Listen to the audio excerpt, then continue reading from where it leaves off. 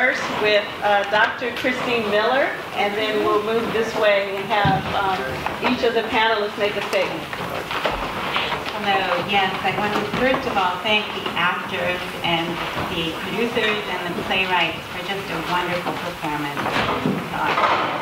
I dedicated my research career in neuroscience to studying the causes of psychotic disorders like schizophrenia, primarily looking at the genetics as well as the neurochemical changes that underlie the disease. And as I emerged into retirement, I realized that, oh my gosh, our country is embracing a drug that causes the very disorder that I was studying to try to understand and to find a cure for. So what I'm here today to tell you is that marijuana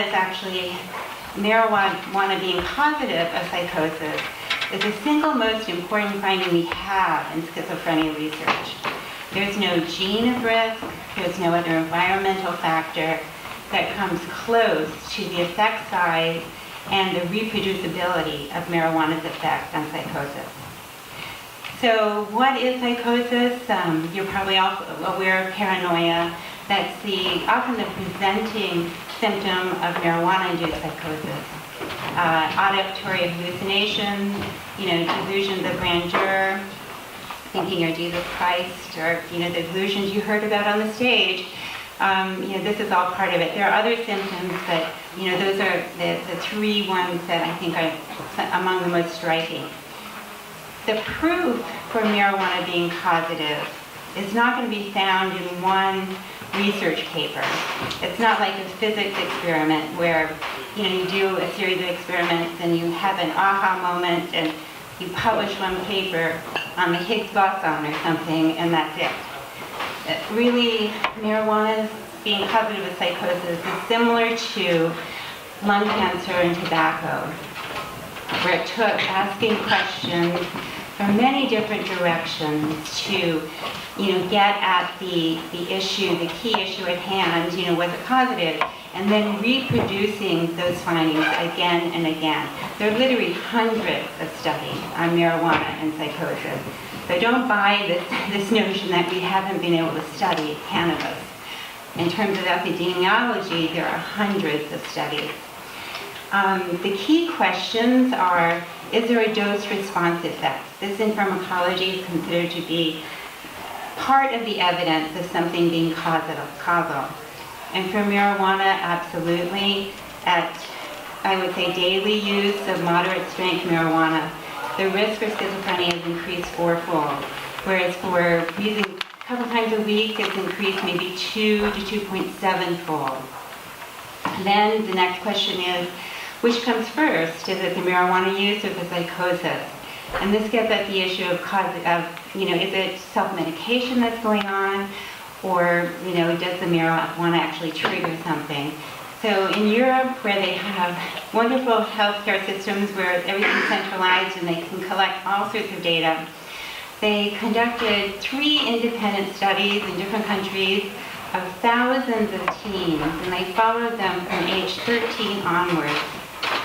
And they asked at regular intervals questions derived to assess their psychosis liability, their actual psychotic symptoms, and then drug abuse.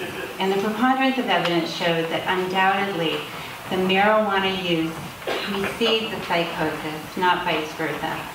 Now, there are some patients who become psychotic and have lost such insight that they consider leaving or maybe even take up the habit. There's no doubt about it, but it's not helping their disease, it's making it worse. And then in the clinic, it was asked, if you administer purified THC, can you see under controlled clinical conditions psychotic symptoms?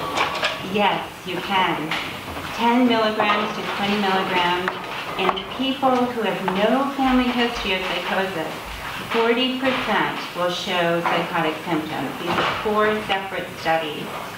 So you can't tell ahead of time who is going to be affected.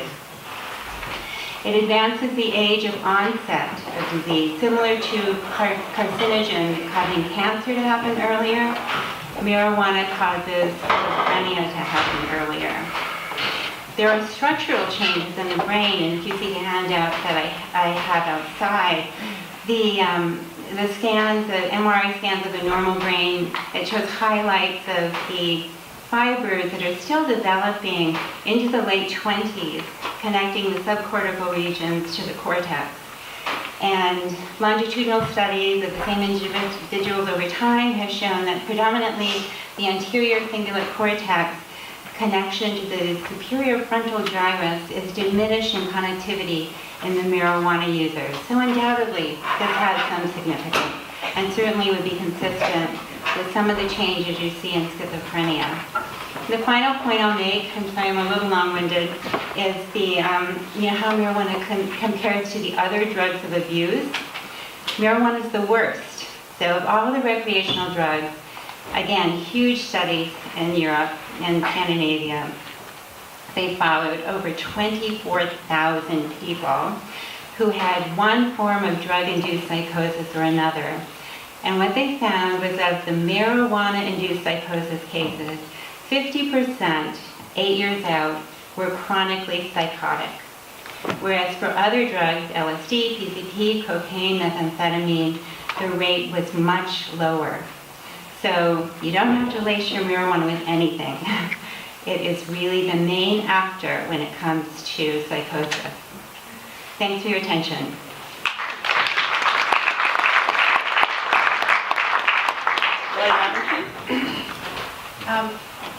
My husband and I were blessed with two healthy baby boys, born in 1986 and 1991.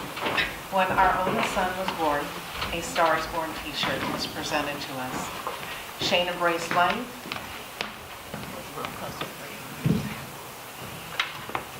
Shane embraced life and was innately happy.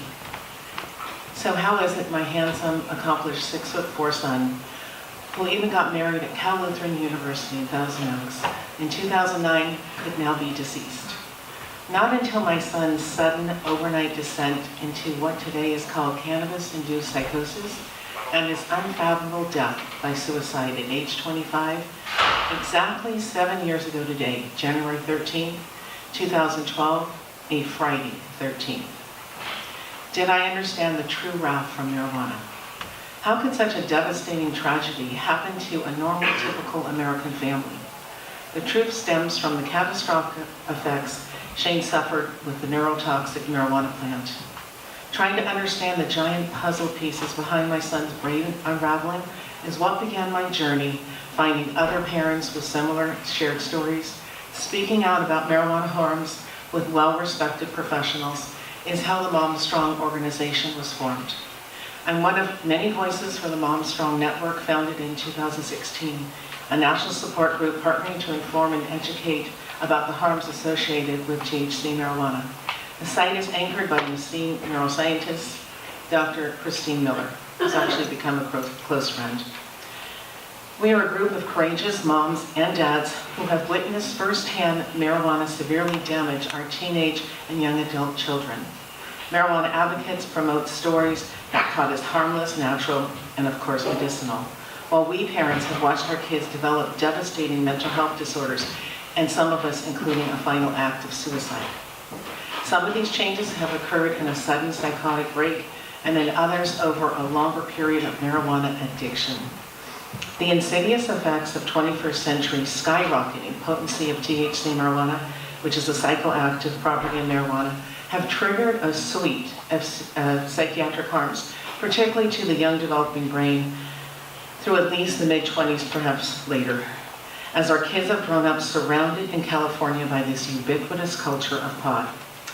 Tragically, my son and many others did not realize that this is the time their brains are primed for both addiction and mental health disorders.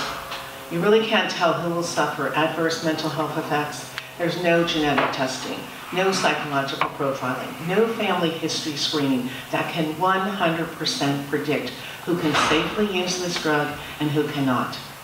All of these conditions triggered by THC marijuana are 100% preventable by never engaging with this hallucinogenic drug. Mom Strong is embedded now with many doctors, addiction professionals, pharmacologists, as we tell our stories and unmask the marijuana charade. Several of the ER physician videos of what kinds of marijuana-related conditions enter their ERs on a daily basis are posted on our momstrong.org site under videos. We believe the public has really been hoodwinked by the for-profit industry and our youth disproportionately impacted. The implications of normalizing, glamorizing, and now in California legalizing marijuana are far ahead of public health, leading to soaring THC fatalities, fetal brain harm in pregnant women who are now using medicinal pot.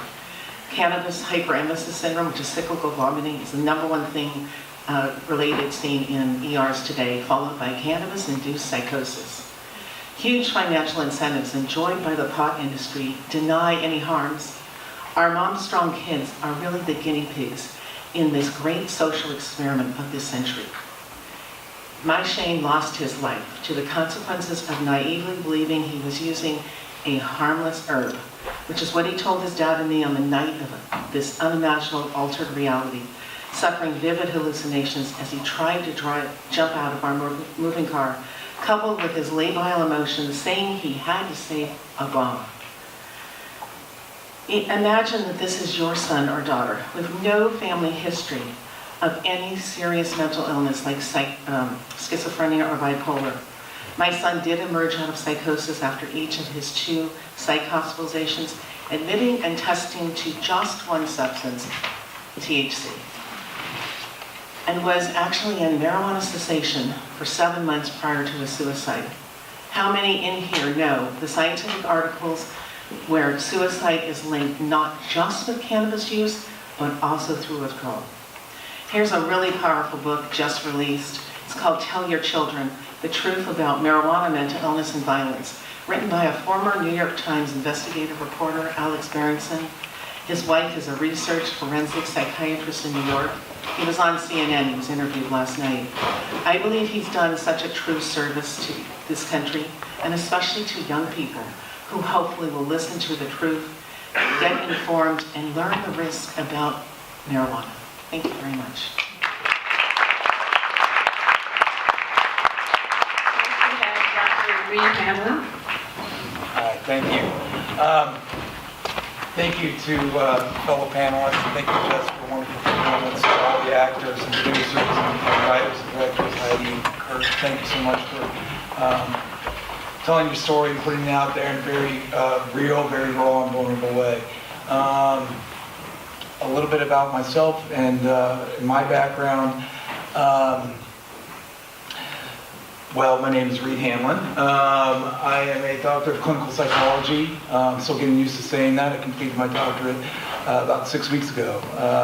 So I was awarded my doctorate in clinical psychology fairly recently, but for the majority of my life, I've been an addict and alcoholic. I've been in recovery for 10 years, and I believe that it gives me sort of particular advantages and disadvantages in working in this field. As we saw from our story tonight, I think it's very, when we talk about marijuana and psychosis, it's very nuanced, very complicated and secretive thing. There are a variety of different psychosis, and the type that I think of are grandiose, jealous, paranoid, and those with sort of mixed or bizarre content. I think that leads to a lot of shame and a lot of secrecy around topics like this, and people aren't very apt to disclose that they think the CIA is in the room right now, or that license plates are talking to them, or that there are codes coming in through receipts that they get at the store.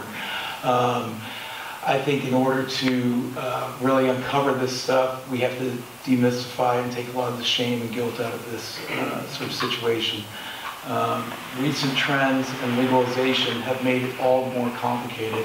I am convinced that what we have done is create a marketplace that is driving for the most potent form of THC or marijuana products that we can get. Very rarely have I ever seen a client who, talked about really using just for the taste or just for the smell. It is a psychoactive drug, and you use it to get high. And the higher you get, the more apt you are to get high, the higher the potency of the THC. That is the one that will dominate the marketplace. Like speed with the internet or any other sort of product in which you really want efficiency, speed, and rate of delivery. So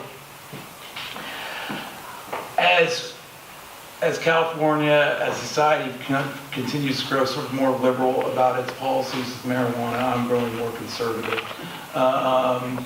And that's quite about face for me from 10 years ago or 20 years ago, certainly. Because we have opened up sort of the floodgates to something that we really don't know the end game to. Everyone has a very particular biological, psychological, and social makeup. There's millions of different little pieces of input that make us who we are as individuals. And as Dr. Miller was so scientifically stating, you can't predict it. You can't predict sort of what the impact of marijuana or psychoactive drugs will be on your brain. Most people who use marijuana regularly, I think something like 8 million Americans use it daily, are using it to self-medicate an anxiety disorder or some other mood disorder. Well, what happens when we cross the barrier into psychosis is that we have a real brain disorder, that we have a real neurological problem. And quite frankly, there's not enough evidence on any of us as individuals or enough evidence as on marijuana and the long-term effects of society that anyone can assume that it's a safe drug. The old jokes of being a stoner or burnout and all those sort of side effects, they are real brain diseases and compromise our ability to function and will compromise anyone's ability to have the sort of fruitful life and happiness that they deserve and that we all sort of want as human beings. So, I currently live and work in the South Bay. I'm a member of this community, and it just stands out to me how many people I see and treat in private practice these days,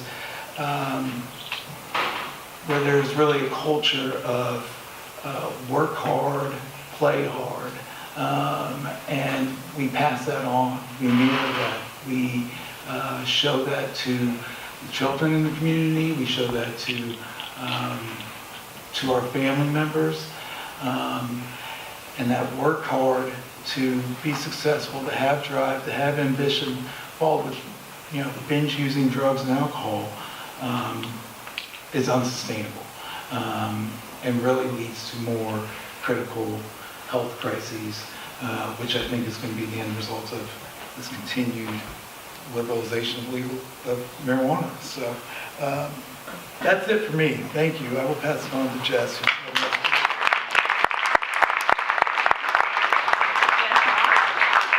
Hi, I'm Jess Moss. I'm an alcoholic and a drug addict. Can I just see who is holding up the time card? Okay, awesome. We can't see that. So can you guys come and sit right up here? Because we'll just effing like overrule you guys. Do you know what I mean? Like we'll just talk and steamroll for like 45 minutes if we don't have the big signs up. And can you guys just be super annoying and literally raise it up? Jules and Marie, can you just literally, like outstretched arms, go over the top, because we won't see it otherwise, because the lights are so bright. First of all, I'm so honored to be on this panel. I feel very ill-equipped. I'm not a doctor. I'm just really a drug addict and an alcoholic. And I did get my master's from the University of Washington, and that's where I experienced my first sort of psychosis that was really similar to Captain's in the play, like super similar. And I didn't ever really want to talk about it until I got sober this last time in California. And I went to an AA meeting, and this guy was talking about how he thought he was like a Norse god or whatever. And I was like, oh, maybe I'm not alone. And and I started telling people in my story that, there was like a 3-day period where I was smoking pot every day. I mean, I had been doing this for like a 2-year stint, right, in grad school. I was like, I hadn't slept in 2 years, I hadn't eaten in 2 years, I'm really not exaggerating. I was taking a lot of amphetamines, I was smoking pot every day. My marriage had ended, that, my family wasn't speaking to me, that I was so miserable was because God had put this burden on me that I was Mary Magdalene and I was barren, and like the number for me for some reason was 7. I was just like, I would see 7 everywhere, and I started to think that that was my life. And what was so odd about it is for those 3 days, I felt so good, you guys. Like, I felt so euphoric. I did not feel crazy. I did not feel psychotic. I wasn't scared. I was like elated. I just felt whole, and I didn't want it to end. And I kind of had this thought of like, okay, if I go to sleep, maybe it will, I'll wake up and I'll be normal again, and I won't feel like Mary Magdalene, and I won't feel like I have all this love for everyone, and my life, the disaster of my life won't really make sense anymore. And now I think back and I'm like, oh, thank God that it ended. You know what I mean? Like, thank God I got out of it. But I also come from this perspective of like not really prevention-esque, because growing up, my parents, were very like, don't do drugs. It runs in our family. The disease of addiction, don't do it. And I was like, the more you tell me not to do it, the faster I'm going to go towards it.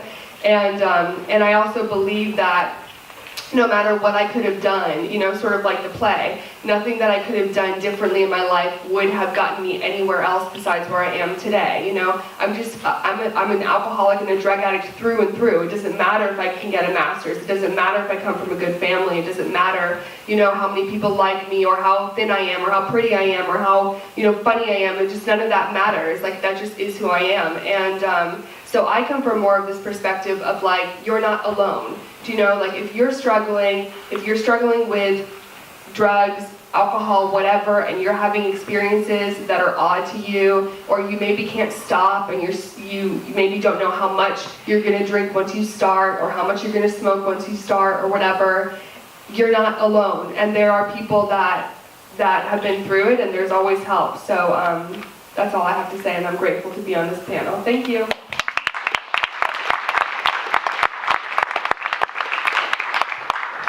Unfortunately, we only have a few minutes left, but all of the panelists, as well as Heidi and Kirk, have agreed to stay behind.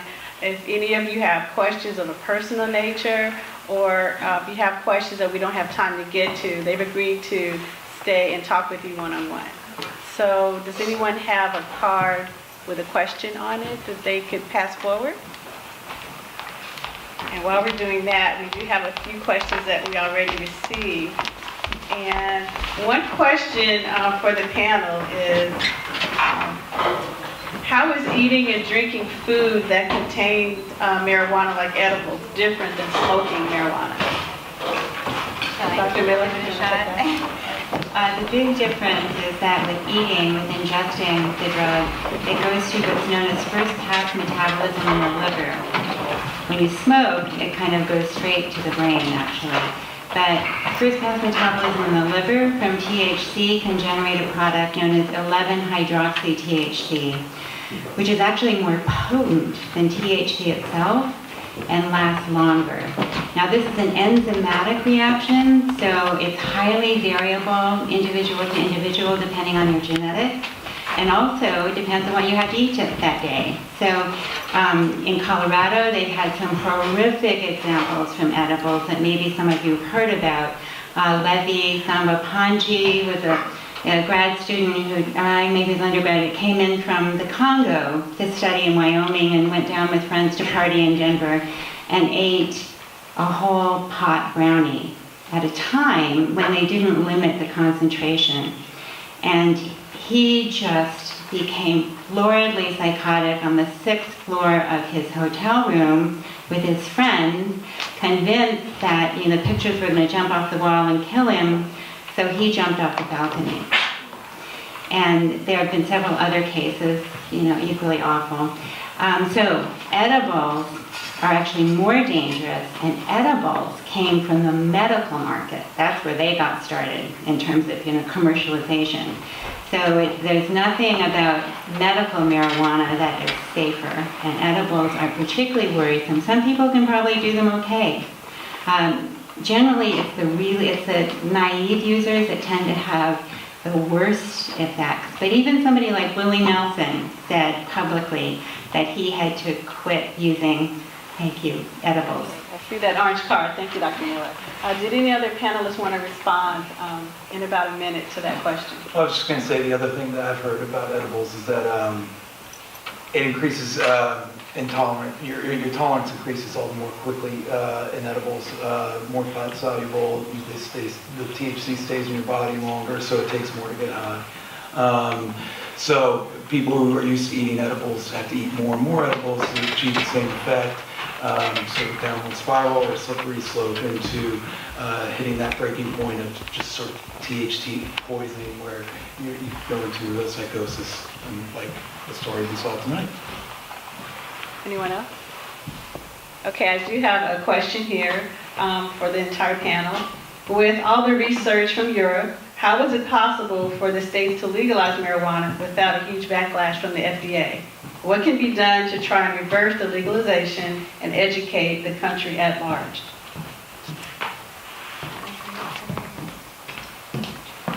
Unfortunately, it's the one drug that definitely has circumvented the FDA. I work in healthcare. I work in nephrology for the last 10 years, 30 years. I have a master's in nutrition science.